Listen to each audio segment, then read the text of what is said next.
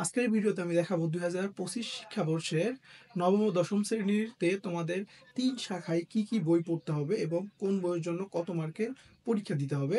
তো আমরা চলে যাই মূল ভিডিওতে।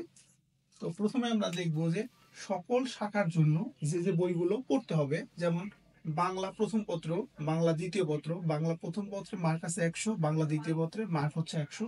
পরীক্ষা দিতে হবে 3 ঘন্টা করে।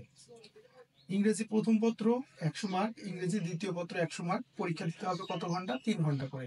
গণিতে 100 মার্ক, ইসলাম শিক্ষায় 100 মার্ক। এইখানে আইসিটিতে আছে মাত্র 50 মার্ক এবং বাকি 50 মার্ক হচ্ছে কেরিয়ার শিক্ষায়। ওকে, তাহলে আইসিটি এবং কেরিয়ার শিক্ষা মিলে 100 মার্ক। তারপর শারীরিক শিক্ষা, স্বাস্থ্য ও খেলাধুলায় আছে 50 মার্ক। এই যে 1 নম্বর থেকে 9 নম্বর যে সাবজেক্টগুলো আছে এগুলো আবশ্যিক সাবজেক্ট, অর্থাৎ তুমি বিজ্ঞান, মানবিক বা ব্যবসা যে কোনো শাখাতেই পড়ো না কেন, তোমাকে এই 9টি সাবজেক্ট অবশ্যই পড়তে হবে এবং পরীক্ষা দিয়ে পাশ করতে হবে। এখন বিজ্ঞান বিভাগের জন্য বা বিজ্ঞান শাখার জন্য কিছু সাবজেক্ট আছে যেগুলো অন্য শাখার শিক্ষার্থীরা পড়বে না, শুধু বিজ্ঞান শাখার শিক্ষার্থীরা পড়বে। সেই সাবজেক্টগুলো হচ্ছে পদার্থবিজ্ঞান, এখানে 100 মার্ক; রসায়ন বিজ্ঞান, এখানে 100 মার্ক; জীববিজ্ঞান অথবা উচ্চতর গণিত।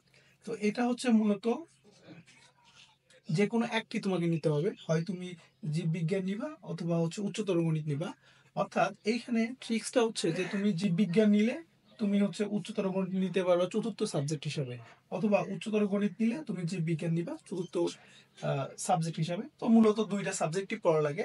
আর আরেকটা সাবজেক্ট পড়তে হবে বাংলাদেশ ও বিশ্ব পরিচয়। ওকে, তো এই হচ্ছে বিজ্ঞান বিভাগের জন্য এই আলাদা করে যে 4টি বা 5টি সাবজেক্ট আছে এগুলো শুধুমাত্র বিজ্ঞান বিভাগের শিক্ষার্থীরা পড়বে।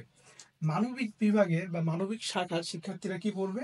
বাংলাদেশের ইতিহাস ও বিশ্ব সভ্যতা, তারপর ভূগোল ও পরিবেশ বিজ্ঞান, শুধু বিজ্ঞান এবং অর্থনীতি ও পৌরনীতি।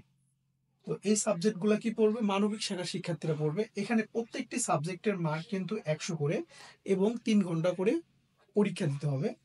এবং ব্যবসা শাখার শিক্ষার্থীদের জন্য পড়তে হবে কি? ব্যবসায় উদ্যোগ, হিসাব বিজ্ঞান, বিজ্ঞান, ফাইন্যান্স ও ব্যাংকিং।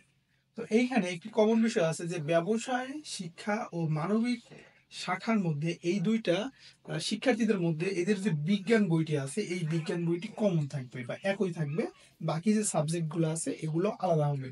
আর এইখানে যে সায়েন্সের ক্ষেত্রে যে পদার্থবিজ্ঞান, রসায়ন, জীববিজ্ঞান, উচ্চতর গণিত এই সকল সাবজেক্টের ক্ষেত্রে 25 মার্ক থাকবে প্র্যাকটিক্যাল, 25 মার্ক থাকবে প্র্যাকটিক্যাল, বাকি 75 মার্কের পরীক্ষা দিতে হবে পরীক্ষার হলে।